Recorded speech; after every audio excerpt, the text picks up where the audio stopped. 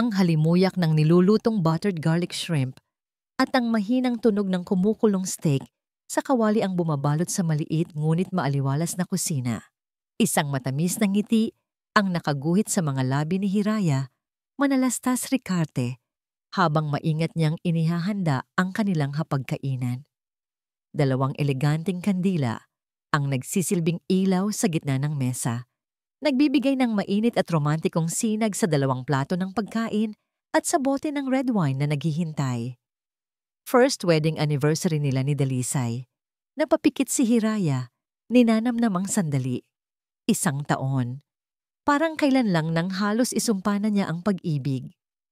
Bilang isang masipag na architecture student noon, wala siyang panahon para sa mga lalaki, lalo na sa isang tulad ni Dalisay Ricarte, ang campus heartthrob na kilala sa bilis magpalit ng kasintahan. Kaya naman nang unang magtapat ito sa kanya, ilang araw lamang matapos makipaghiwalay sa dating nobya, tinawanan niya lamang ito. Ngunit hindi sumuko si Dalisay.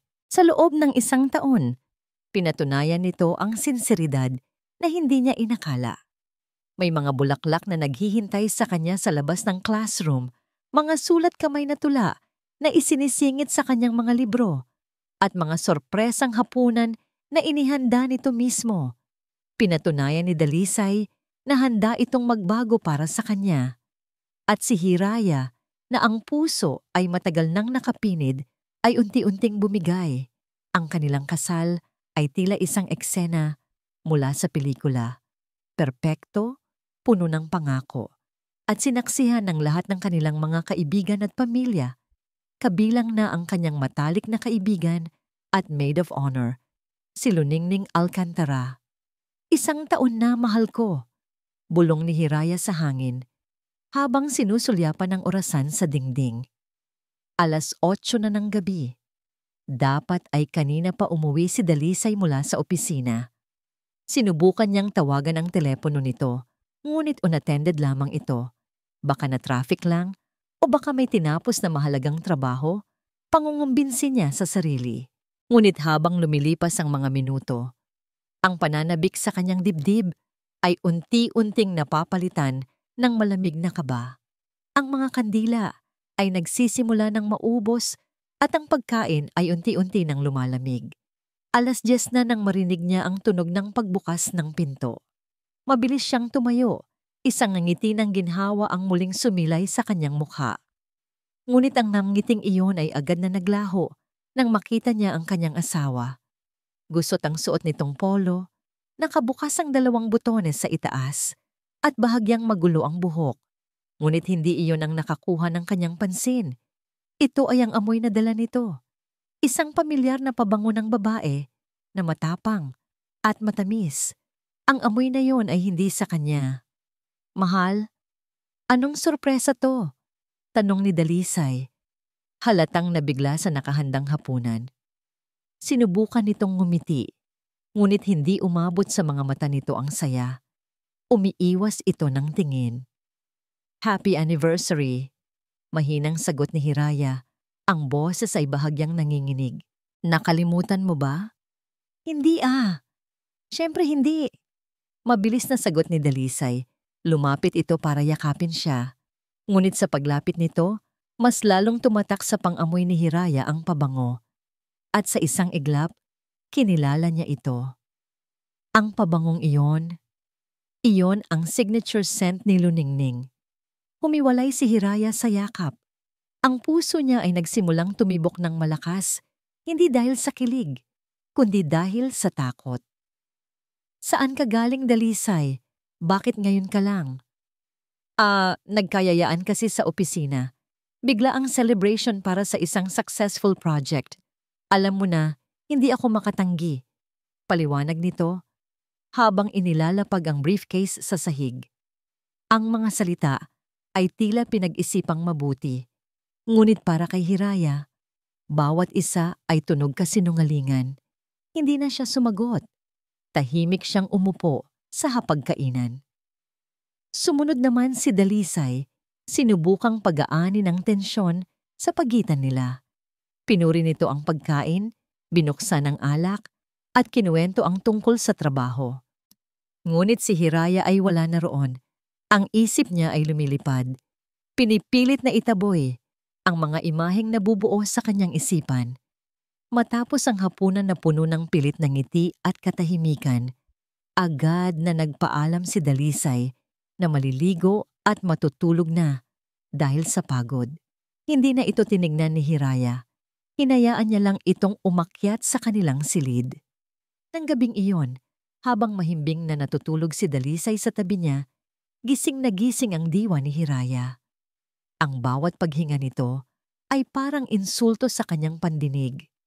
Dahan-dahan, kinuha niya ang cellphone nito mula sa bedside table. Nanginginig ang kanyang mga kamay. Alam niya ang password, ang petsa ng kanilang anibersaryo. Isang mapait na ngiti ang gumuhit sa kanyang mga labi. Binuksan niya ang inbox ng mensahe. Ang kanyang mga mata ay agad na napako sa isang pangalan na nagpatigil sa kanyang paghinga. Luningning. May isang mensaheng hindi pa nababasa. Nanginginig ang daliri ni Hiraya habang pinipindot ito. Miss you already. Same time tomorrow. Sa katahimikan ng gabi, ang tanging maririnig ay ang unti-unting pagdurog ng puso ni Hiraya. Ang matamis na pangarap na kanyang iningatan sa loob ng 1 taon ay biglang nilason ng katotohanang hindi niya kailanman pinaghandaan. Hindi na nakatulog si Hiraya. Ang mga salita sa telepono ni Dalisay ay tila mga multong bumabagabag sa kanya sa kabuuan ng gabi. Miss you already, same time tomorrow. Paulit-ulit. Isang walang katapusang parusa. Ang bawat paghinga ng kanyang asawa sa tabi niya ay hindi na nagdudulot ng kapayapaan, kundi ng isang matinding kirot na gumuguhit sa kanyang dibdib. Kinabukasan, pinilit niyang kumilos na parang normal. Ang Hiraya na bumangon sa kama ay ang Hiraya na asawa ni Dalisay, ang nag-aasikaso, ang naghahanda ng almusal, ang nagtatanong kung anong oras ito uuwi. Ngunit sa likod ng mga ngiti at sa kabila ng mga nakagawiang kilos, merong isang bagong Hiraya na nabubuhay. Isang babaeng nagmamasid, isang pusong nagdududa, isang isipang naghahanap ng katotohanan. Ang aga mo nagising, mahal, bati ni Dalisay, kasabay ng isang halik sa pisngi na iniwasan ni Hiraya sa pamamagitan ng pagharap sa lababo. Naramdaman niya ang pagkunot ng noo nito sa likod niya. Marami lang akong iniisip. Simpleng sagot niya, hindi ito nililingon. Ang panginginig ng kanyang mga kamay habang nagsasali ng kape sa tasa ay hindi niya mapigilan. Kumain ka na. Baka mahuli ka sa trabaho mo. Sa hapagkainan, ang katahimikan ay nababalot ng tensyon na tanging si Hiraya lang ang nakakaramdam. Si Dalisay ay kumikilos na parang walang nangyari. Nagbabasa ito ng balita sa telepono, humihigop ng kape, at paminsan-minsan ay nagbibitiw ng mga walang kwentang komento tungkol sa trabaho. Bawat salita nito ay parang kasinungalingan sa pandinig ni Hiraya. Bawat ngiti ay isang maskara. Nang pumasok si Dalisay sa banyo para maligo, iyon ang pagkakataon ni Hiraya. Mabilis ngunit maingat, kinuha niya ang wallet nito na naiwan sa ibabaw ng kama. Bumilis ang tibok ng kanyang puso, kasabay ng pagdaloy ng tunog ng shower. Ito na. Binuklat niya ang wallet. Sa likod ng mga credit card nito, may mga nakatuping resibo. Isa-isa niya itong kinuha. Ang una ay resibo mula sa isang mamahaling hotel sa Makati, petsado noong 1 linggo, sa araw na sinabi ni Dalisay na nag-overtime ito. Ang pangalawa ay mula sa isang fine dining restaurant na hindi pamilyar sa kanya, para sa 2 tao. Ang mga petsa, ang mga lugar. Walang tumutugma sa mga sinasabi nito sa kanya. Gamit ang nanginginig na kamay, mabilis niyang kinuhanan ng litrato ang bawat resibo gamit ang kanyang telepono bago maingat na ibinalik ang lahat sa dati. Paglabas ni Dalisay mula sa banyo, nakaupo na si Hiraya sa sala. Kalmado ang itsura, na para bang wala siyang natuklasan. Ngunit sa loob-loob niya, ang pagdududa ay isa ng ganap na kepastiyan. Ang sakit ay mas tumitindi. Nang makaalis na si Dalisay, tinitigan ni Hiraya ang kanyang telepono. Nandoon pa rin ang numero ni Luningning sa kanyang contacts. May label na BFF. Napangiti siya ng mapait. Ang kanyang matalik na kaibigan. Ang taong dapat sana'y una niyang tinatakbuhan sa mga panahong ganito. Sa isang iglap ng tapang na may halong desperasyon, tinawagan niya ito. "Hira, napatawag ka. Kumusta?"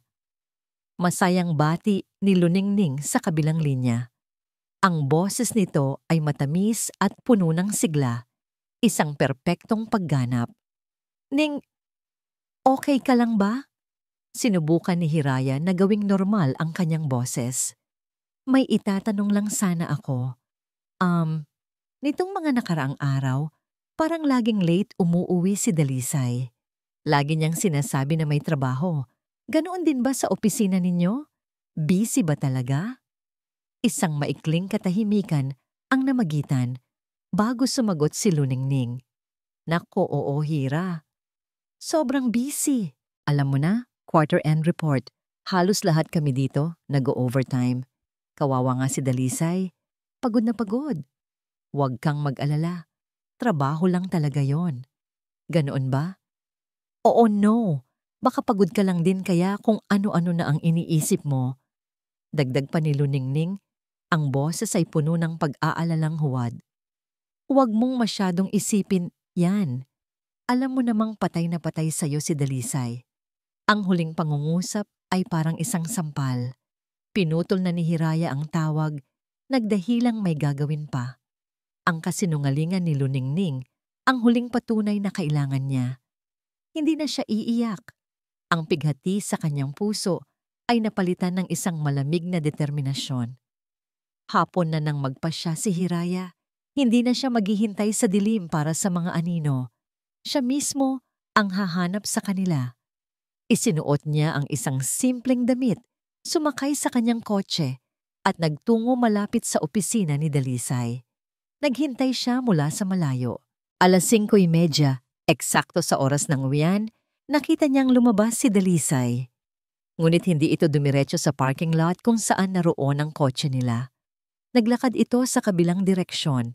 Dahan-dahang pinaandar ni Hiraya ang kanyang sasakyan, maingat na sumusunod.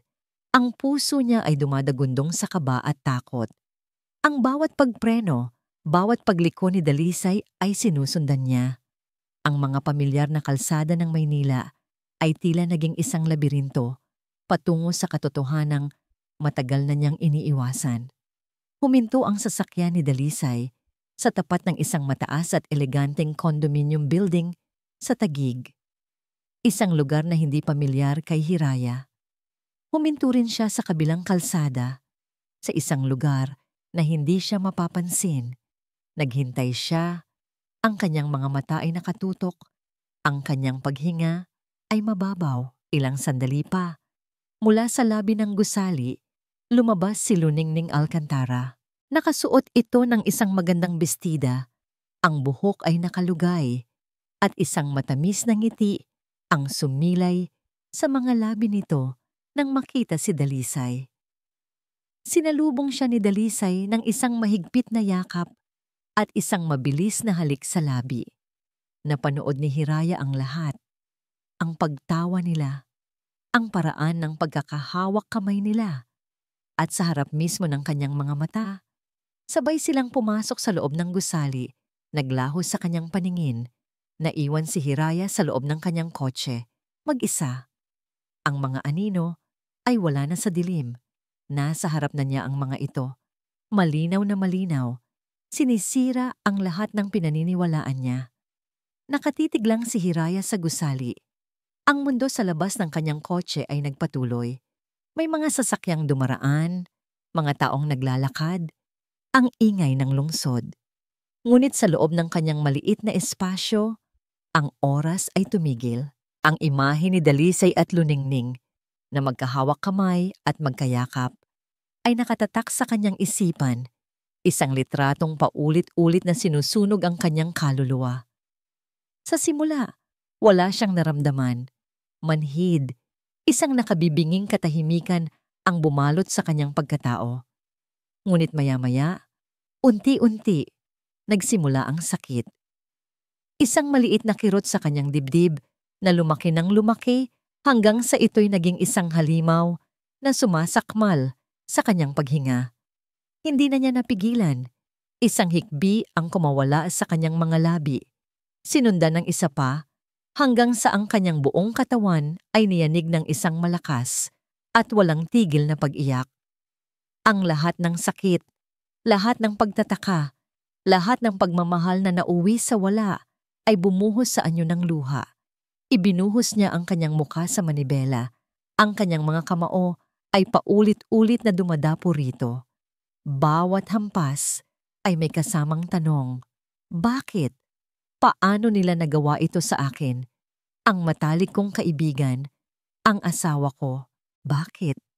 Ang kanyang mga pangarap, ang masayang pamilya, ang tapat na pagmamahalan, ang buhay na pinlano nila ni Dalisay ay gumuho sa isang iglap. Bawat pangako, bawat matamis na salita, bawat halik, lahat ay naging kasinungalingan. Para siyang nalulunod sa sarili niyang pighati, walang makapitan, walang masilayang liwanag. Sa gitna ng kanyang paghihinagpis, nag-vibrate ang kanyang telepono sa passenger seat. Nanginig ang kanyang kamay nang abutin niya ito. Umaasang si Dalisay iyon, natatawag para sabihing isang masamang panaginip lang ang lahat. Ngunit hindi, isang paalala lamang mula sa kanyang kalendaryo. 5 p.m. Sunduin si Bituin sa daycare. Sa pagkakita sa pangalan ng kanyang anak, ang kanyang mundo ay biglang nagkaroon ng sentro. Si Bituin, ang kanyang maliit na anghel, ang kanyang bituin sa madilim na gabi. Dahan-dahan, binuksan niya ang gallery ng kanyang telepono. Naroon ang litrato ng kanyang anak, isang masayang 4 na taong gulang na batang babae na may malaking ngiti at maniningning na mga mata, kamukhang kamukha niya. Sa pagtitig sa inosenteng mukha ni Bituin, ang mga luha ni Hiraya ay tumigil sa pag-agos. Ang nag-aapoy na sakit sa kanyang dibdib ay hindi nawala. Sa halip, ito'y nag-iba ng anyo. Mula sa pighati, ito'y naging galit, isang dalisay at nagbabagang galit. Hindi para sa kanya, kundi para sa anak niya. Ang batang ito ay hindi karapat-dapat na lumaki sa isang tahanang puno ng kasinungalingan. Hindi siya nararapat sa isang amang manloloko at sa isang ninang na isang ahas. Pinunasan ni Hiraya ang kanyang mga luha gamit ang likod ng kanyang palad. Huminga siya ng malalim. Ang babaeng umiiyak at kahabag-habag kanina ay wala na. Sa kanyang lugar, isang bagong Hiraya ang nabuo, isang inang handang lumaban. Alam niya kung ano ang kailangan niyang gawin. Hindi siya uuwi, hindi siya maghihintay. Tatapusin niya ito. Ngayon din, naalala niya ang isang bagay na ibinigay sa kanya ni Luningning noong sila'y malapit pa sa isa't isa. Isang duplicate key sa condo unit nito. Para to sa'yo, Hira, sabi nito noon na may kasamang tawa. In case of emergency, o kung gusto mo lang akong sorpresen. Isang mapait na ngiti ang sumilay sa labi ni Hiraya. Isang emergency nga ito. Bumaba siya ng sasakyan. Ang bawat hakbang niya patungo sa gusali ay matatag at may bigat. Bawat yabag sa malamig na sahig ng lobby, bawat segundo sa loob ng elevator habang paakyat, ay nagpapatibay sa kanyang determinasyon. Nang huminto ang elevator sa 14 na palapag, ang kanyang puso ay kalmado na, ngunit malamig na parang yelo. Nakatayo na siya ngayon sa tapat ng Unit 14B. Kinuha niya ang susi mula sa kanyang bag. Ang kanyang kamay ay hindi nanginginig nang isinuksok niya ito sa seradura. Dahan-dahan at walang ingay, pinihit niya ito. Bumukas ang pinto. Ang unang bumungad sa kanya ay ang mga damit na nagkalat sa sahig. Isang pamilyar na polo ni Dalisay, isang pulang bestida ni Luningning, Mula sa silid tulugan, naririnig niya ang mahihinang halakhak. Tinulak niya ng malakas ang pinto ng kwarto. At doon, sa ibabaw ng kama, ang kanyang bangungot ay nagkaroon ng buhay. Ang kanyang asawa at ang kanyang matalik na kaibigan magkayakap, walang saplot. Ang kanilang mga mukha ay puno ng pagkagulat at takot. Nang makita siya, hindi sumigaw si Hiraya, hindi siya umiyak. Tinitigan niya lang sila. Ang kanyang mga mata ay walang emosyon, malamig at mapanuri. Nakita niya ang pagmamadali nilang takpan ang kanilang mga katawan, ang pag-atras ni Luningning sa takot, ang pagkabigla sa mukha ni Dalisay na hindi makapagsalita. Sa gitna ng kanilang gulat at kahihiyan, isang salita lamang ang binitiwan ni Hiraya. Ang kanyang boses ay kalmado ngunit puno ng lason. Magsaya kayo. Pagkasabi niyon, tinalikuran niya sila at nagsimulang maglakad palayo. Bawat hakbang ay isang pagpapalaya. Hiraya, sandali! Sigaw ni Dalisay, nagmamadaling naghahanap ng damit. Narinig niya ang kanilang kaluskos, ang kanilang pagmamadali. Bago pa siya makarating sa pinto, naramdaman niya ang kamay ni Dalisay na humawak ng mahigpit sa kanyang braso. Hindi siya lumingon. Ang tingin niya ay nanatiling diretso sa pinto palabas. "Huwag mo akong hawakan," sabi niya. Ang bawat salita ay matalas na parang kutsilyo. "Magkita tayo sa korte." Ang pagmamaneho pauwi ay isang malabong panaginip para kay Hiraya. Hindi niya matandaan ang mga kalsadang dinaanan o ang mga ilaw trapikong hinintuan niya. Ang tanging malinaw sa kanya ay ang pakiramdam ng malamig na susi sa kanyang palad at ang mga huling salitang binitiwan niya na umalingaw-ngaw sa kanyang isipan. "Magkita tayo sa korte." Pagbukas niya ng pinto ng kanilang bahay, ang katahimikan ang sumalubong sa kanya. Ang bahay na dati ay simbolo ng kanyang mga pangarap ay isa na ngayong malamig at walang buhay na espasyo. Ang amoy ng niluto niyang anniversary dinner ay naroon pa rin, ngunit ngayon ay amoy ng kabiguan. Ang paningin niya ay dumapo sa kanilang wedding picture na nakasabit sa dingding. 2 taong nakangiti, nangangako ng habambuhay. Isang kasinungalingan. Hindi na siya nag-aksaya ng panahon. Dumiretso siya sa kanilang silid, kumuha ng isang malaking maleta at nagsimulang mag-impake. Ang kanyang mga kilos ay mekanikal, mabilis at walang emosyon. Kinuha niya ang mga damit niya at ni Bituin, ang mga laruan ng kanyang anak, ang mahahalagang dokumento. Nang mabuksan niya ang kanyang aparador ng alahas, sandali siyang natigilan. Naroon ang mga kwintas, pulseras at hikaw na regalo sa kanya ni Dalisay. Bawat isa ay may kwento. Bawat isa ay may alaala na ngayon ay puno na ng lason. Hindi niya kinuha ang mga iyon. Sa halip, ang hinubad niya ay ang suot niyang wedding ring. Malamig at mabigat ito sa kanyang palad. Dahan-dahan, ipinatong niya ito sa ibabaw ng bedside table ni Dalisay. Sa tabi mismo ng picture frame nila, iyon na ang kanyang paalam. Sinundo niya si Bituin sa daycare. Pagkakita sa kanya ng anak, isang matamis na ngiti ang sumilay dito. "Mommy, hello my little star," sabi ni Hiraya. Pinipilit na pasiglahin ang kanyang boses habang niyayakap ng mahigpit ang anak. Ang yakap na yon ang nagbigay sa kanya ng lakas. "Mommy, where are we going?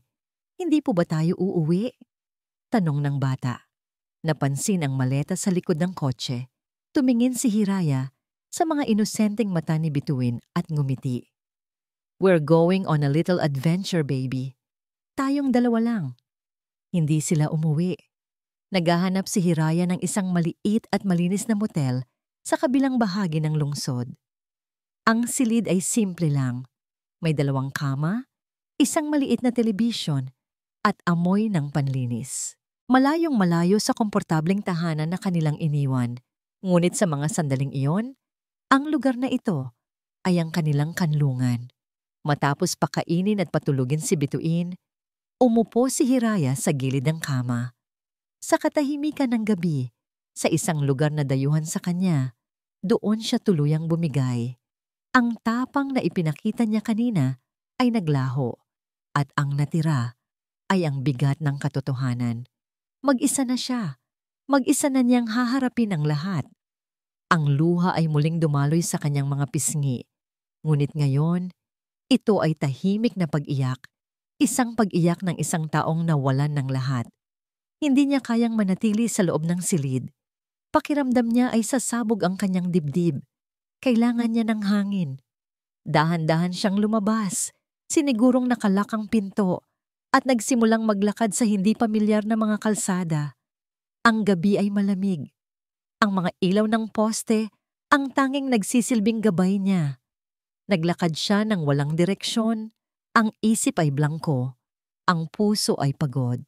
Sa kanyang paglalakad, isang amoy ang pumukaw sa kanyang pansin. Ang amoy ng bagong lutong tinapay. Sinundan niya ang amoy na yon at natagpuan ang sarili sa tapat ng isang maliit na bake shop. Mula sa salaming bintana nito, isang mainit at dilaw na ilaw ang nagmumula na para bang isang imbitasyon sa gitna ng kadiliman. Sa itaas, isang simpleng karatula ang nakasulat. Kalinaw Bake Shop. Kalinaw, kapayapaan. Isang bagay na desperado niyang kailangan. Itinulak niya ang pinto at pumasok. Ang init at ang matamis na amoy sa loob ay agad na yumakap sa kanya. Iilang tao lang ang nandoon. Sa likod ng counter, isang lalaking nakasuot ng puting apron ang abala sa pag-aayos ng mga tinapay. Nang marinig nito ang pagpasok niya, lumingon ito at ngumiti. Isang simpleng ngiti, magalang at hindi mapanghusga.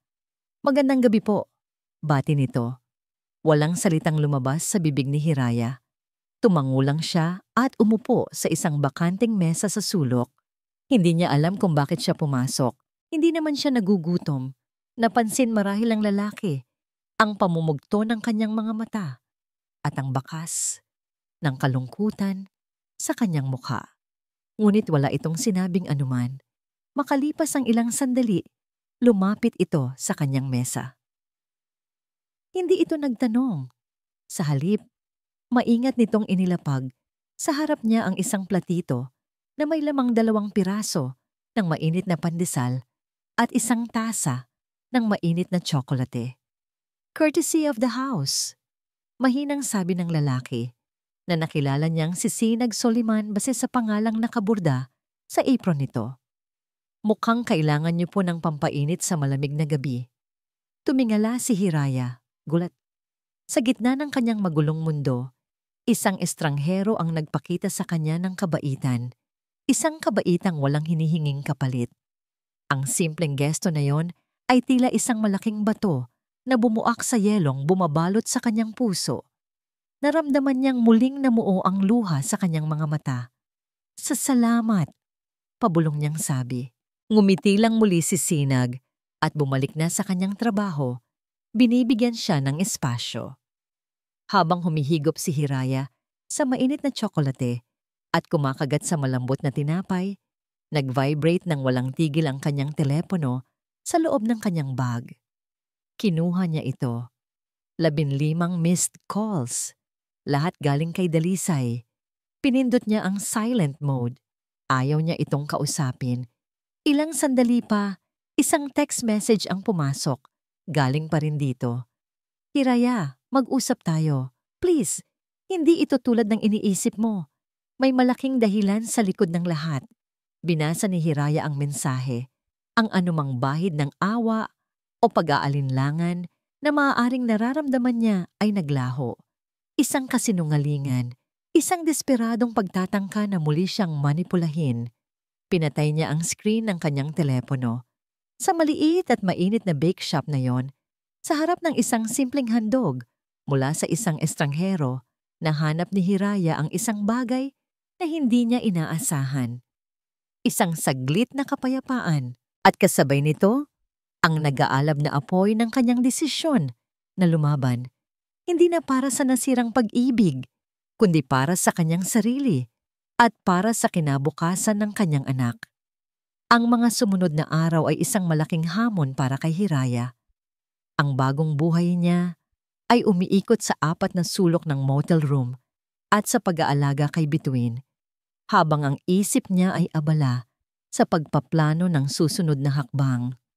Ang determinasyon na namuo sa kanyang puso noong gabing iyon sa Kalinaw Bake Shop ang naging tanglaw niya. Hindi na siya ang Hirayang nagpapakatanga sa pag-ibig. Isa na siyang inang lumalaban para sa katarungan. Ang una niyang ginawa ay maghanap ng abogado. Sa tulong ng internet, natagpuan niya si Attorney Lorna Romero, isang abogadong kilala sa paghawak ng mga kaso ng pamilya. Sa loob ng maliit, ngunit propesyonal na opisina nito, inilahad ni Hiraya ang lahat. Walang luha, walang pag-aalinlangan. Ang kanyang boses ay matatag, habang ikinukwento niya ang bawat detalye, mula sa pabango ni Luningning hanggang sa eksenang naabutan niya sa kondo. "Malakas ang kaso mo, Mrs. Ricard," sabi ni Attorney Romero matapos makinig ng mabuti. "Ang paghuli mo sa kanila sa akto ay isang malaking bagay. Ngunit sa ilalim ng batas, kailangan nating patunayan ang kanilang paulit-ulit na pagtataksil para masigurong mananalo tayo. Adultery is a criminal case. Kailangan natin ng mas matibay na ebidensya, isang bagay na hindi nila kayang itanggi o baluktutin." Ang mga salitang yon ay nagbigay ng direksyon kay Hiraya. Kailangan niya ng pruweba. Ang mga litrato ng resibo sa kanyang telepono ang unang hakbang, ngunit alam niyang kailangan pa niya ng higit. Sa gitna ng kaguluhang ito, ang Kalinaw Bake Shop ay naging kanyang kanlungan. Halos araw-araw, pagkatapos ihatid si Bituin sa isang bagong daycare malapit sa kanilang tinutuluyan, didiretso siya roon. Dala ang kanyang laptop, uupo siya sa paborito niyang sulok, mag-order ng kape, at magsisimulang magsaliksik at magplano. Si Sinag, ang may-ari, ay hindi na nagtatanong. Tila naiintindihan nito ang kanyang pangangailangan sa isang tahimik na lugar. Minsan, lalapitan siya nito para mag-alok ng isang bagong luto na pastry. Minsan naman ay uupo ito sa tapat ng kanyang mesa kapag wala ng gaanong customer, hindi para mangusisa, kundi para lang maging isang tahimik na kasama. "Mukhang malalim ang iniisip mo," sabi nito isang hapon habang inilalapag ang isang baso ng tubig sa kanyang mesa. Ngumiti lang si Hiraya ng bahagya. "Nag-aayos lang ng ilang bagay sa buhay ko." "Ang mahalaga ay inaayos mo," sagot ni Sinag. Ang kanyang mga mata ay puno ng simpleng pag-unawa. "Nandito lang ang Kalinaw Bake Shop kung kailangan mo ng lugar para mag-isip." Ang simpleng pag-uusap na yon ay nagdulot ng kakaibang ginhawa kay Hiraya. Sa unang pagkakataon sa loob ng mahabang panahon, naramdaman niyang mayroon siyang kaibigan. Isang hapon, habang inaayos ang kanyang mga dokumento, napagtanto niyang may kulang. Isang napakahalagang bagay na kailangan niya para sa pag-e-enroll ni Bituin sa bagong eskwelahan, ang birth certificate ng kanyang anak. At naiwan niya iyon sa kanilang lumang bahay, sa loob ng isang steel box kung saan nakatago ang lahat ng mahahalaga nilang papeles. Kinabahan siya. Ang pagbalik sa bahay na yon ay parang pagbalik sa isang sementeryo ng mga pangarap, ngunit kailangan niya itong gawin. Tinext niya si Dalisay, isang maikli at walang emosyong mensahe. "Babalik ako mamayang hapon para kunin ang birth certificate ni Bituin. Siguraduhin mong wala ka doon." Hindi na niya hinintay ang sagot nito. Nang hapon ding iyon, nanginginig ang mga kamay ni Hiraya habang ipinapasok ang susi sa pinto ng dati nilang tahanan. Huminga siya ng malalim bago pumasok. Ang bahay ay tahimik, malamig. Ang wedding picture nila ay wala na sa dingding. Mabilis siyang umakyat sa kwarto, dumiretso sa aparador, at kinuha ang steel box. Nang bubuksan na sana niya ito para kunin ang dokumento, narinig niya ang pagbukas ng pinto sa ibaba Sinundan ng mga boses, ang boses ni Dalisay at ang boses ni Luningning. Napatigil si Hiraya. Ang puso niya ay nagsimulang kumabog ng napakabilis. Mabilis siyang pumasok sa loob ng walk-in closet, bahagyang iniwang bukas ang pinto para makarinig. Hindi ko maintindihan kung bakit kailangan mo pang manatili dito, Dalisay. Dapat ay sa kondo ko na tayo tumira. Sigaw ni Luningning. Ang boses ay matinis at puno ng galit. Ning, alam mo namang hindi pa pwede. Sagot ni Dalisay. Ang boses ay pagod. Kapag nalaman ng pamilya ko na iniwan ko si Hiraya at nakipisan agad sa'yo, magkakagulo. Mawawala ang tiwala nila sa akin. Mawawala ang mana ko. Isang malakas na tawa, puno ng sarkasmo, ang narinig ni Hiraya mula kay Luningning.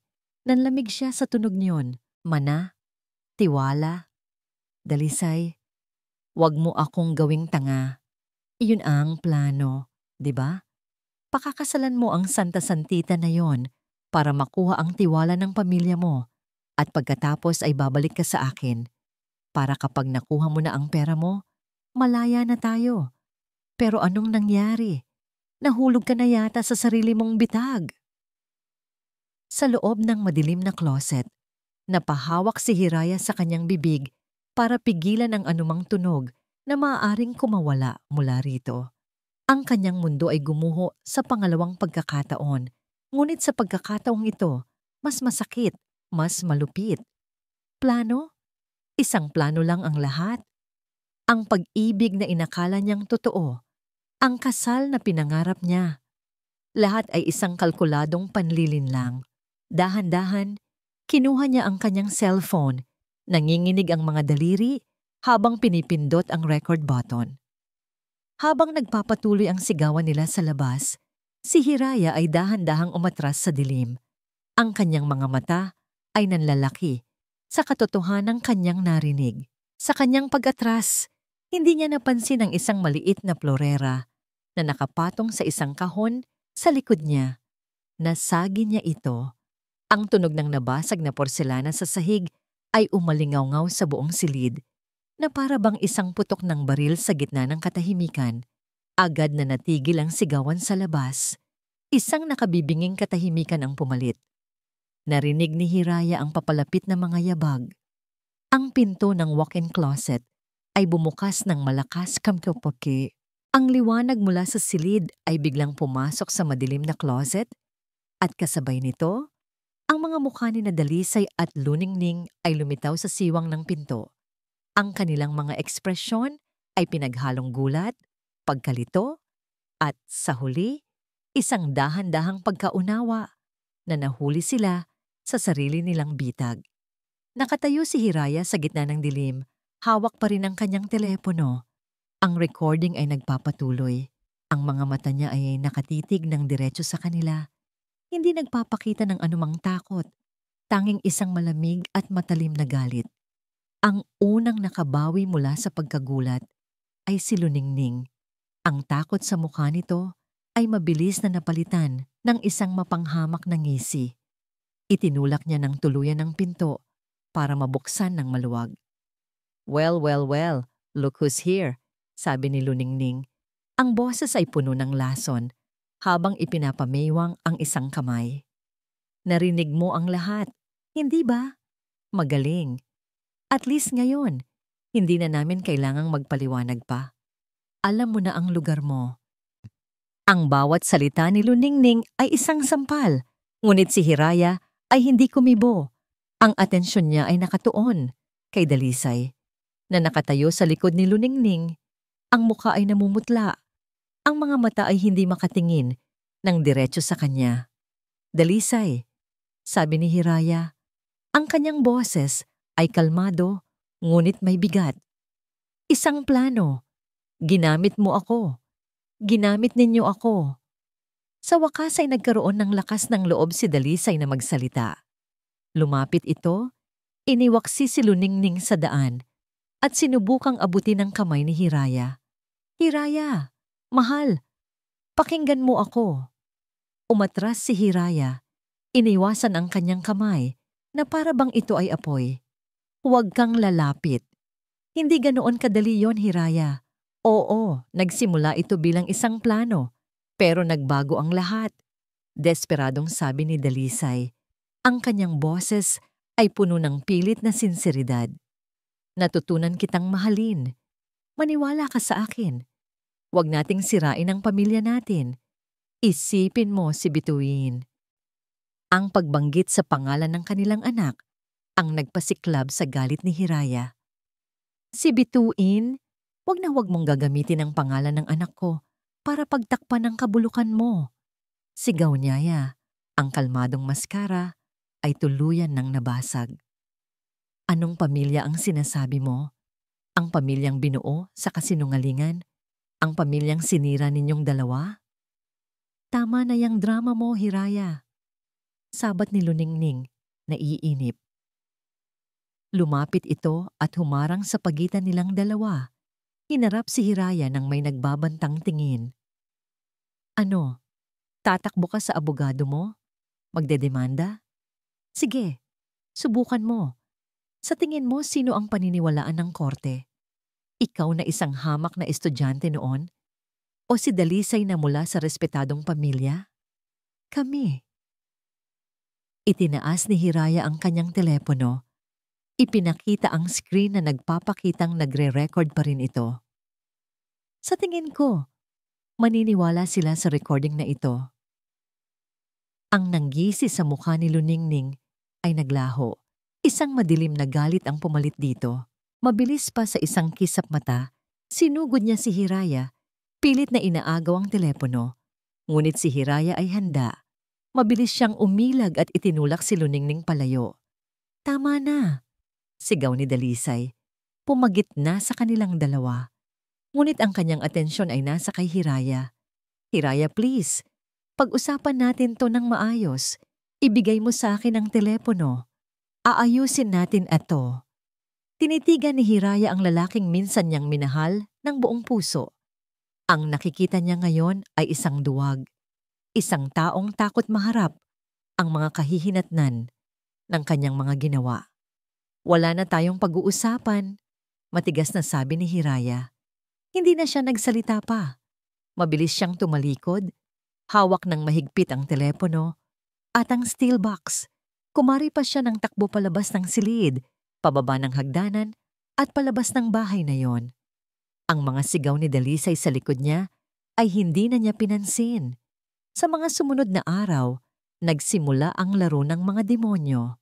Ang kanilang pananahimik ay naging isang aktibong kampanya ng pananakot. Tumatawag si Dalisay sa mga magulang ni Hiraya, umiiyak, at sinasabing si Hiraya ay may problema sa pag-iisip at umalis ng walang dahilan. Ikinakalat niya ang kwentong baka mayroon itong ibang lalaki. Si Luningning naman ay mas tahimik ngunit mas mapanganib. Nagsimulang makatanggap si Hiraya ng mga mensahe mula sa mga dati nilang kaibigan sa kolehiyo. Nagtatanong tungkol sa mga chismis na naririnig nila, na si Hiraya daw ay naging pabayang ina. Nalulung daw ito sa kung anong bisyo. Mga kasinungalingang idinisenyo para sirain ang kanyang kredibilidad. Ang bawat tawag, bawat mensahe ay isang patak ng lason na sumusubok sa kanyang katatagan. Pakiramdam niya ay unti-unti siyang sinisiraan, kinukulong sa isang web ng mga kasinungalingan. May mga gabing hindi siya makatulog, binabagabag ng takot na baka maniwala ang mga tao sa kanila. Baka sa huli, siya pa ang lumabas na masama. Isang gabi, habang pauwi mula sa daycare, may natanggap siyang isang sobre na isiniksik sa siwang ng pinto ng kanyang motel room. Walang pangalan ng nagpadala. Nanginginig ang kanyang mga kamay habang binubuksan ito. Sa loob, mayroong ilang mga litratong kuha mula sa malayo. Mga litrato niya habang kausap si Sinag sa loob ng Kalinaw Bake Shop. Mga litratong mukhang simple, ngunit sa mata ng isang mapanghusga, maaaring magkaroon ng ibang kahulugan. Sa ilalim ng mga litrato, may isang maikling sulat kamay na mensahe. Mukhang mabilis kang humanap ng kapalit. Tingnan natin kung ano ang sasabihin ng hukom tungkol dito. Nanlamig ang buong katawan ni Hiraya. Ito ay isang direktang banta. Hindi na lang siya ang kanilang tinatarget. Idinadamay na nila ang isang inosenteng tao. Idinadamay na nila ang kaisa-isang lugar kung saan siya nakakahanap ng kapayapaan. Ang laro ay umakyat na sa isang bagong antas. Ang loob ng korte ay malamig at tahimik, isang uri ng katahimikan na nagpapabigat sa dibdib. Bawat tunog, ang mahinang pag-ubo, ang paglipat ng pahina, ang pag-urong ng upuan, ay umietso sa matataas na pader ng silid. Nakaupo si Hiraya sa tabi ng kanyang abogadong si Attorney Romero. Ang kanyang mga kamay ay magkadaop sa ibabaw ng kanyang kandungan, malamig at bahagyang nanginginig. Ngunit ang kanyang likod ay tuwid at ang kanyang tingin ay matatag na nakatuon sa harapan. Sa kabilang panig ng silid, nakaupo sina Dalisay at Luningning kasama ang kanilang abogado.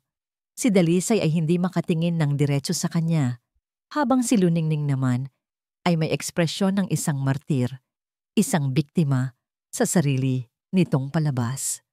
All rise, anunsyo ng alguwasil.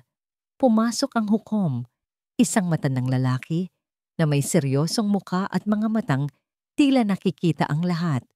Nagsimula na ang paglilitis. Ang unang tumayo ay ang abogado ni Dalisay, si Atty. Fernandez, isang makisig at matalas magsalitang lalaki. Ang kanyang boses ay umalingaw-ngaw sa buong silid hukuman. Your Honor, simula niya, ang kasong ito ay hindi tungkol sa kataksilan. Ito ay kwento ng isang kasal na sinira, hindi ng pangangaliwa, kundi ng isang mapaghinala at walang basehang selos, isang obsesyon na nagtulak sa aking mga kliyente sa isang sitwasyong wala silang kasalanan.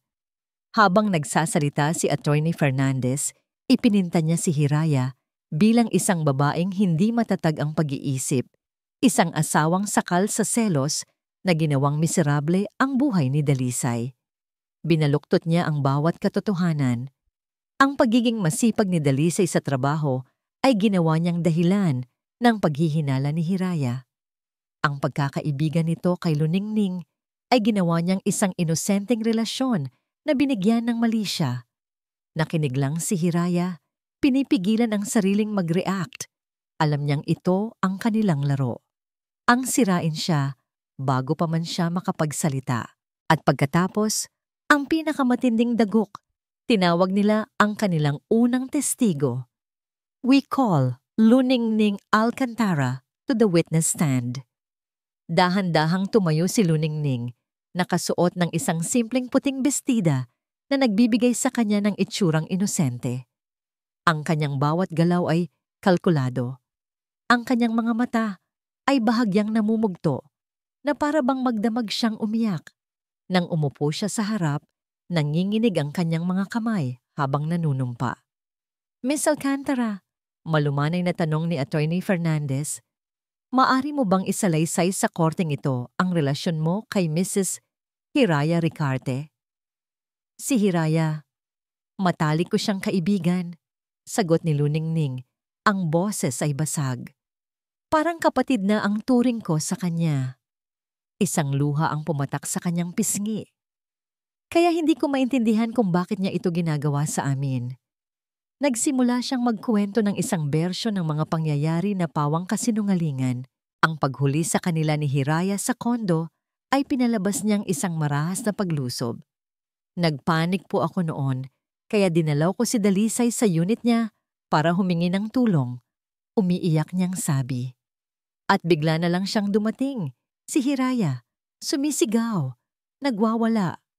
Sinasaktan niya kami, tinatakot niya ako.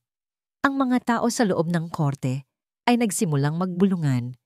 Si Hiraya ay napahawak ng mahigpit sa braso ng kanyang upuan, hindi makapaniwala sa kapal ng mukha ng babaeng dati niyang tinuring na kapatid. Ngunit hindi pa roon natapos ang palabas.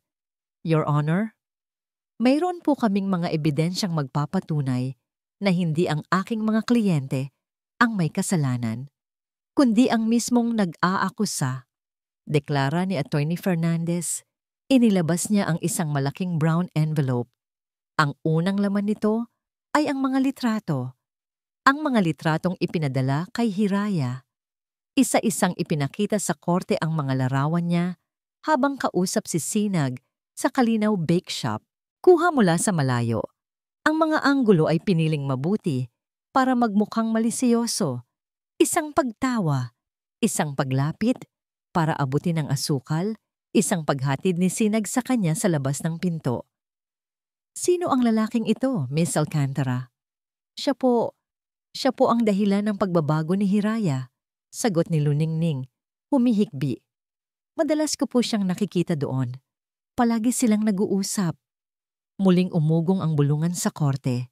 Tumingin si Hiraya kay Attorney Romero na nagpakita ng bahagyang pagkabahala sa mukha.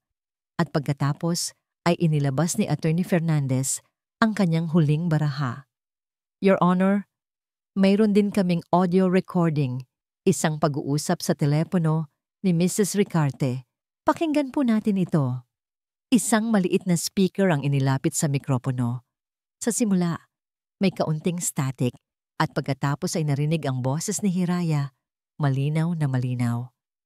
Hindi ko na kaya. Ayoko na sa kanya. Sumunod ang boses ng isang lalaki, hindi pamilyar sa karamihan, ngunit alam ni Hiraya na yun ay ang boses ng kanyang pinsan na tinawagan niya ilang linggo na ang nakalipas para humingi ng payo. Sigurado ka na ba dyan? Paano na kayo?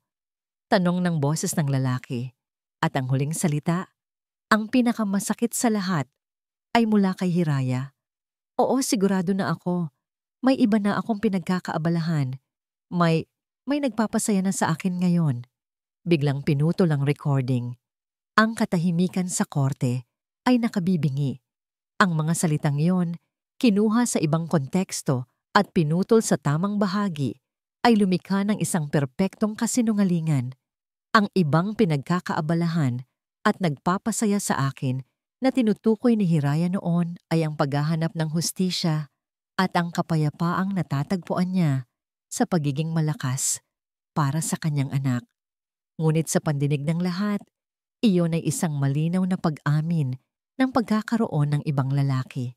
Tumingin si Hiraya, kinadalisay at Luningning. Sa wakas, isang ngiti ng tagumpay ang sumilay sa mga labi ni Luningning. Si Dalisay naman ay nakayuko, hindi magawang salubungin ang kanyang tingin, isang duwag, hanggang sa huli. Ramdam ni Hiraya ang mga matang nakatitig sa kanya. Ang mga bulungan ay naging mga akusasyon. Ang simpatya, kung mayroon man, ay naglaho. Siya na ngayon ang kontrabida sa sarili niyang kwento. Ang biktima na naging salarin. Ang malakas na pagpukpok ng gavel ng hukom ang pumutol sa ingay. Ang mga mata nito ay nakatuon sa kanya, seryoso at walang mababakas na emosyon.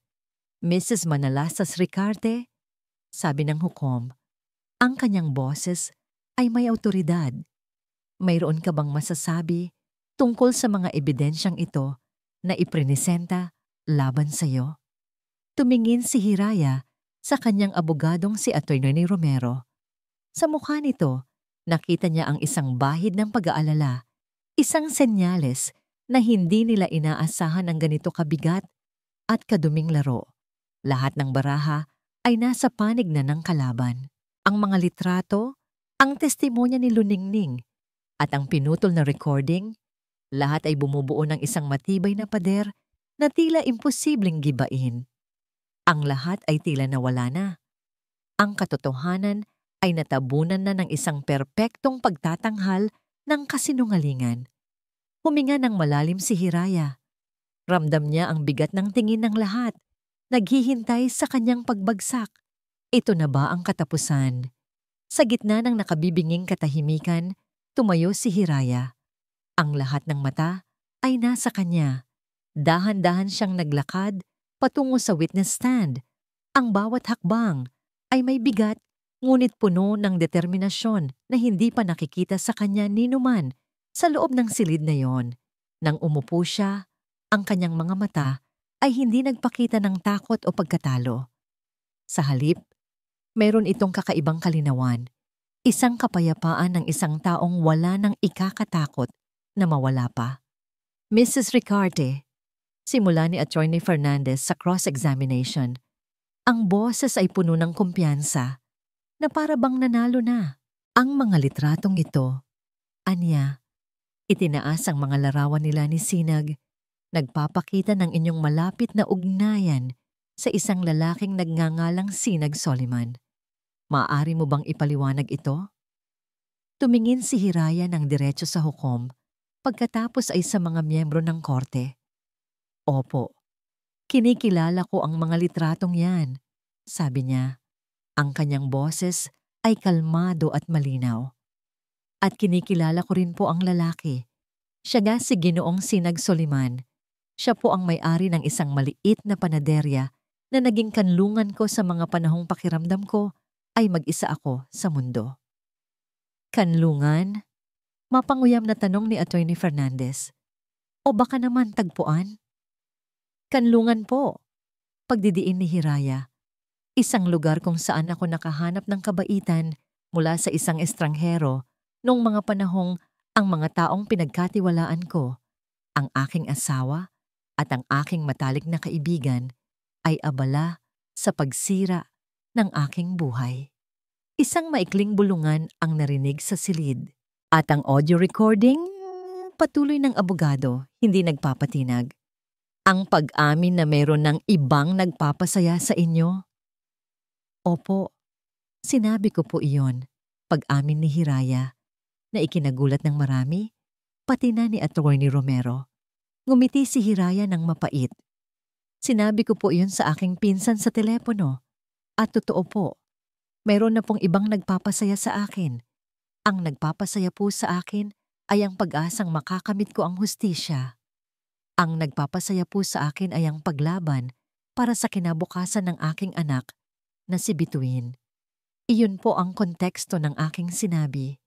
Isang konteksto na maingat na pinutol at inalis ng kabilang kampo para magkasya sa kanilang kasinungalingan. Ang kumpiyansa sa mukha ni Attorney Fernandez ay bahagyang nabawasan, ngunit bago pa siya makapagsalita muli, tumayo si Attorney Romero.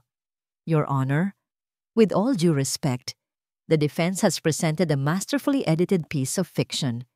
Sabi ni Attorney Romero, ang kanyang boses ay matatag. Ngayon, kung inyong papayagan, nais naming iparinig sa korteng ito ang hindi pinutol na katotohanan. Isang senyas ang ibinigay niya. Naglakad ang kanyang assistant, dala ang isang laptop at ikinonekta ito sa sound system ng korte. Your Honor, sabi ni Attorney Romero, noong araw na sinasabi ni Miss Alcantara na marahas siyang sinalakay ni Mrs. Ricarte sa kanyang kondo, ang totoo ay si Mrs. Ricarte ay nagbalik sa kanilang tahanan para kumuha ng isang mahalagang dokumento at doon, hindi niya sinasadyang marinig ang isang pag-uusap. Isang pag-uusap na nagbago sa lahat. Your Honor, we would like to present our final piece of evidence. Pinindot ng assistant ang play. Sa simula, katahimikan. At pagkatapos, narinig ang matinis na boses ni Luningning. Malinaw na malinaw. Puno ng galit. Hindi ko maintindihan kung bakit kailangan mo pang manatili dito, Dalisay. Dapat ay sa kondo ko na tayo tumira. Sumunod ang pagod na boses ni Dalisay. Ning, alam mo namang hindi pa pwede. Kapag nalaman ng pamilya ko na iniwan ko si Hiraya at nakipisan agad sa'yo, magkakagulo. Mawawala ang tiwala nila sa akin. Mawawala ang mana ko. Isang kolektibong paghinga ng pagkagulat ang narinig sa buong silid hukuman. Ang mga miyembro ng pamilya ni Dalisay na nasa likuran ay napatingin sa kanya ng may di makapaniwalang ekspresyon. Ngunit ang pinakamatinding bahagi ay hindi pa dumarating. Ang boses ni Luningning ay muling narinig. Ngayon ay puno na ng sarkasmo at pagbabanta. Mana? Tiwala? Dalisay, wag mo akong gawing tanga. Iyon ang plano, di ba? Pakakasalan mo ang Santa Santita na yon para makuha ang tiwala ng pamilya mo. At pagkatapos ay babalik ka sa akin. Para kapag nakuha mo na ang pera mo, malaya na tayo. Pero anong nangyari? Nahulog ka na yata sa sarili mong bitag. Ang huling mga salitang iyon ay tumatak sa isipan ng lahat. Ang buong plano, ang buong panlilinlang, ang tunay na kulay ng ahas. Nang matapos ang recording, ang katahimikan sa loob ng korte ay mas mabigat kaysa kanina. Lahat ng mga mata ay nakatuon ngayon kina Dalisay at Luningning. Ang mukha ni Luningning ay wala ng kulay. Ang kanyang bibig ay bahagyang nakabuka sa pagkabigla. Ang kanyang mga mata ay nanlalaki sa takot, na pagtantong wala na siyang lusot. Si Dalisay naman ay tuluyan ng bumagsak. Ang kanyang mukha ay nakasubsob sa kanyang mga palad. Ang kanyang mga balikat ay nanginginig. Ang kanyang pagkaduwag ay lantad na sa lahat. "Objection, Your Honor. This is inadmissible." Desperadong sigaw ni Attorney Fernandez, ngunit huli na ang lahat.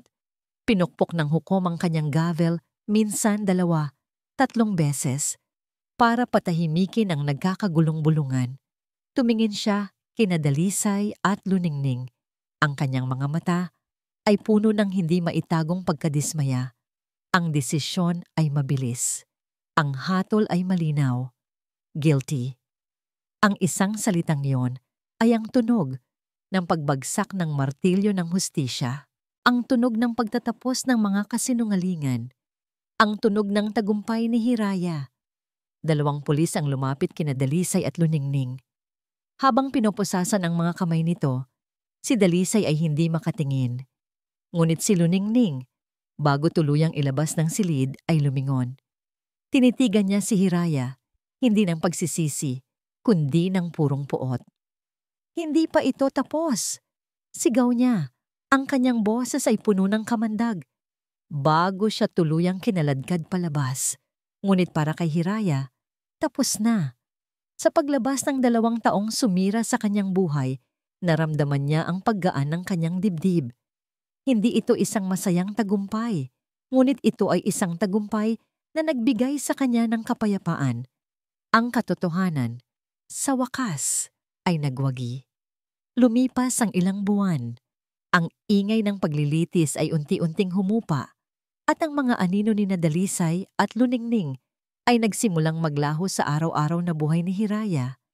Ang sentensya sa kanila ay naging pinal, pagkakakulong. Para kay Hiraya, hindi ito isang bagay na kanyang ipinagdiwang, kundi isang pagsasara ng isang masakit na kabanata na kailangan niyang gawin. Isang umaga, dumating sa maliit na apartment na nilipatan nila ni Bituin ang isang sobre mula sa korte. Nanginginig ang kanyang mga kamay habang binubuksan ito. Ngunit nang mabasa niya ang mga salitang "Decree of Annulment", isang malaking bigat ang tila nabunot mula sa kanyang dibdib. Sa wakas, malaya na siya. Hindi na siya si Mrs. Ricarte. Siya na muli si Hiraya Manalastas. Isang pangalan na handa niyang buuin muli. Ang buhay ay dahan-dahang bumabalik sa normal, ngunit isang bagong uri ng normalidad. Humanap si Hiraya ng isang trabaho bilang isang junior designer sa isang maliit na architectural firm. Tinutupad ang pangarap na pansamantala niyang isinantabi. Ang kanyang mga araw ay puno na. Umuikot sa pagitan ng pagguhit ng mga plano sa opisina at pagiging isang buong pusong ina para kay Bituin. Sa gitna ng lahat ng ito, nanatili ang Kalinaw Bake Shop. Ito ay naging bahagi na ng kanilang routine. Tuwing hapon, pagkasundo kay Bituin sa eskwela, didiretso sila roon. Si Bituin ay masayang kakain ng paborito niyang ensaymada habang nagkukulay at si Hiraya naman ay magkakape habang nakikipag-usap kay Sinag. Ang kanilang pagkakaibigan ay lumalim sa isang paraang natural at hindi pilit. Hindi na sila nag-uusap tungkol sa nakaraan. Sa halip, ang kanilang mga kwentuhan ay tungkol sa mga simpleng bagay. Ang nakakatawang ginawa ni Bituin sa klase, ang bagong recipe ng tinapay na sinusubukan ni Sinag, ang mga pangarap ni Hiraya para sa kanyang karera. Si Sinag ay isang presensyang kalmado. Hindi siya nagmamadali, hindi siya mapilit. Ang kanyang pag-aalaga ay nakikita sa maliliit na bagay. Sa isang tasa ng kapeng laging nakahanda para sa kanya. Sa isang piraso ng cake na ibinibigay niya kay Bituin. At higit sa lahat, sa paraan ng kanyang pakikinig. Isang pakikinig na may kasamang pag-unawa at respeto. Isang Sabado ng hapon, niyaya sila ni Sinag na mamasyal. May alam akong parke na magugustuhan ni Bituin, sabi nito. Ang mga mata ay nakangiti. Walang pressure. Isipin mo na lang na paraan ko ito ng pasasalamat sa pagiging regular customer ninyo. Pumayag si Hiraya. Sa parke, pinanood nila si Bituin na masayang naglalaro, sa swing at sa slide. Umupo sila sa isang bench sa ilalim ng isang malaking puno ng akasya. Kapwa tahimik. Ninanamnam ang payapang sandali. Alam mo, Hiraya, pagsisimula ni Sinag, ang tingin ay nasa malayo. Noong una kitang makita sa bake shop, nakita ko ang isang babaeng nasasaktan. Ngayon, ang nakikita ko ay isang babaeng buo. Tumingin si Hiraya sa kanya, nagulat sa kanyang sinabi, "Salamat, Sinag. Malaking bahagi ka niyan." "Hindi ako," umiling si Sinag. "Sarili mo. Ikaw ang bumuo sa sarili mo. Naging tagamasid lang ako." Sa mga sandaling iyon, sa ilalim ng puno, naramdaman ni Hiraya ang isang bagay na matagal na niyang hindi nararamdaman. Isang kislap, isang mainit na pakiramdam sa kanyang dibdib na hindi nagmumula sa sakit o galit, kundi sa paghanga at, marahil, sa simula ng isang bagong pag-ibig. Isang pag-ibig na hindi nakabatay sa mga bulaklak at mga engrandeng pangako, kundi sa katahimikan, respeto, at pag-unawang walang katumbas. Ngunit may takot pa rin sa kanyang puso. Ang mga sugat ng nakaraan ay hindi pa ganap na naghihilom. "Sinag," mahinang sabi niya. "Natatakot ako." Tumingin ito sa kanya. Ang mga mata ay puno ng sinseridad. "Alam ko at naiintindihan ko. Hiraya, hindi ako humihingi ng kahit ano. Handa akong maghintay, kahit gaano katagal. Ang makita ka lang na masaya, sapat na sa akin." Ang mga salitang yon ay mas matamis pa sa anumang matatamis na salitang narinig niya noon dahil ito ay totoo. Lumipas ang 1 taon mula nang matapos ang paglilitis. 5 kaarawan ni Bituin. Ang selebrasyon ay simple lang, ginanap sa Kalinaw Bake Shop na isinara ni Sinag para sa kanila sa araw na yon. Ang lugar ay pinalamutian ng mga lobo at mga banderitas. Ang mga bisita ay ang mga bagong kaibigan ni Hiraya mula sa trabaho at ang iilang kamag-anak na nanatiling tapat sa kanya. Habang pinapanood ni Hiraya si Bituin na masayang binubuksan ang kanyang mga regalo na puno ng pasasalamat ang kanyang puso. Nalagpasan niya ang lahat. Nakatayo siya ngayon, mas matatag, mas matalino, at mas buo. Sa gitna ng kasiyahan, lumapit si Sinag sa kanya. May hawak itong isang maliit na asul na kahon. Inakala ni Hiraya na isa itong regalo para kay Bituin. "Para sa'yo to," sabi ni Sinag. Iniabot sa kanya ang kahon. Nagtatakang binuksan ito ni Hiraya. Sa loob, hindi isang singsing ang laman, kundi isang susi. Isang simpleng silver na susi. Tumingin siya kay Sinag, naguguluhan. Ngumiti si Sinag, isang nangiting abot tenga. "Hiraya," sabi nito. Ang boses ay bahagyang nanginginig. Lumuhod ito sa isang tuhod sa harap niya, sa harap ng lahat ng kanilang mga kaibigan. Hindi niya inalintana ang mga nagulat na tingin. "Hindi yan singsing, dahil alam kong hindi ka pa handa." Pagpapatuloy nito. "Iyan ang susi ng Kalinaw Bake Shop, at yan din ang susi ng puso ko. Gusto kong ibahagi sa iyo ang 2 bagay na pinakamahalaga sa akin. Gusto kong maging kasosyo ka sa aking negosyo, at kung papayagan mo, gusto kong maging kasama mo sa buhay." Hiraya Manalastas, payag ka bang buuin natin ang isang bagong pangarap kasama si Bituin? Ang mga luha ay muling dumaloy sa mga mata ni Hiraya. Ngunit sa pagkakataong ito, ang mga ito ay luha ng purong kaligayahan. Ang kanyang Hiraya, ang kanyang pangarap, ay hindi pala nawasak. Nag-iba lang ito ng anyo. At ngayon, nasa harap niya ito, mas totoo at mas maganda kaysa sa dati. Sa harap ng kanilang mga kaibigan at sa ilalim ng mga makukulay na banderitas ng kaarawan ni Bituin, tumango si Hiraya habang ang mga luha ng kaligayahan ay malayang dumadaloy sa kanyang mga pisngi. Hindi niya kailangan ng mga salita. Ang kanyang mga mata, na ngayon ay nagniningning sa pag-asa, ang nagsabi ng lahat. Opo, bulong niya. Ang kanyang boses ay puno ng emosyon. Oo, Sinag. Payag ako. Tumayo si Sinag. Ang mukha ay nagliliwanag sa saya.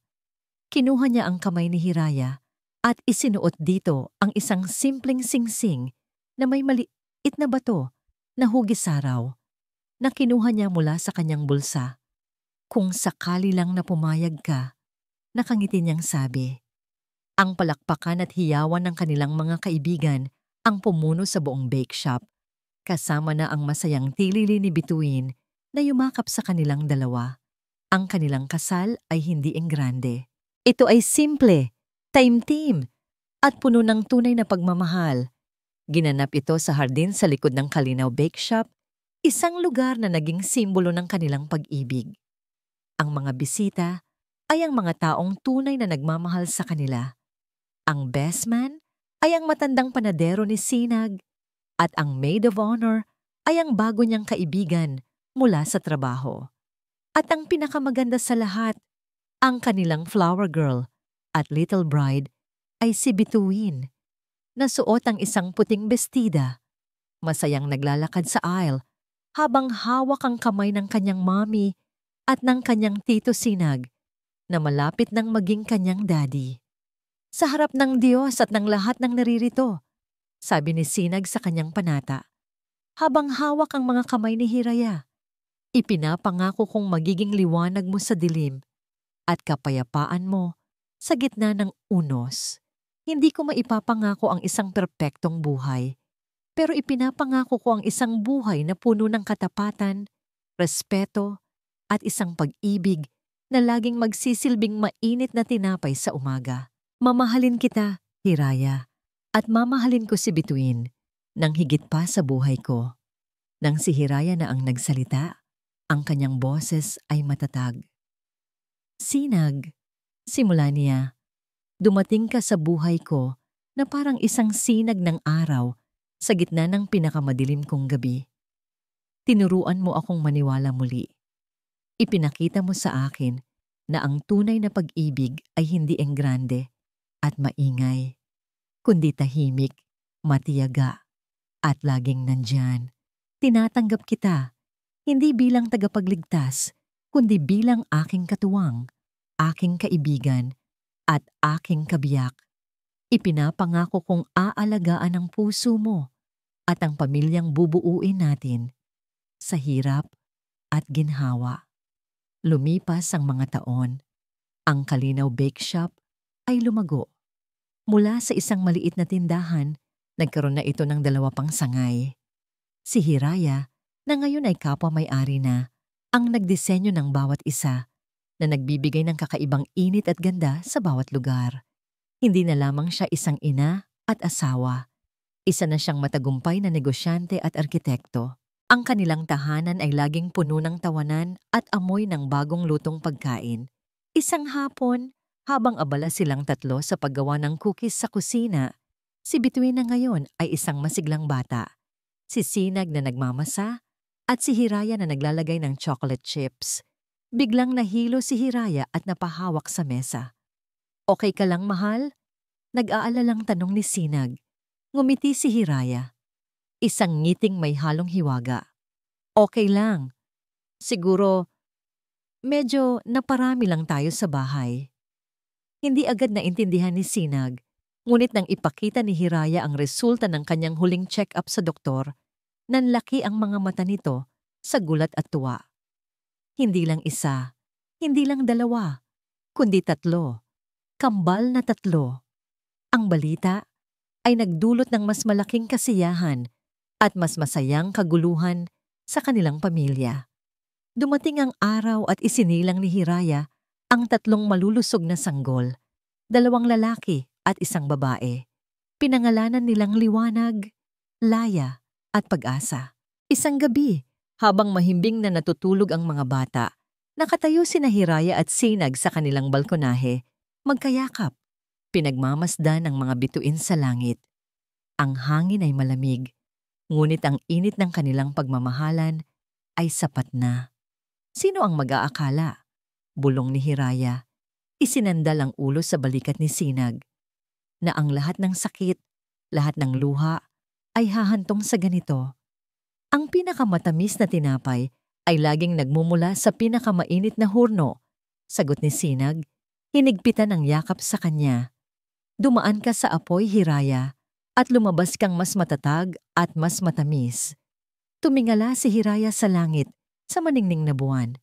Naalala niya ang babaeng minsan ay nawalan ng lahat. Ang babaeng umiiyak sa loob ng isang kotse sa gitna ng dilim. Kung makikita lang siya ng babaeng yun ngayon. Ngumiti siya. Ang kanyang Hiraya, ang kanyang pangarap, ay hindi lang natupad. Ito ay higit pa sa kanyang inasahan. Dahil ang tunay na kaligayahan ay hindi pala tungkol sa paghahanap ng isang perpektong pag-ibig.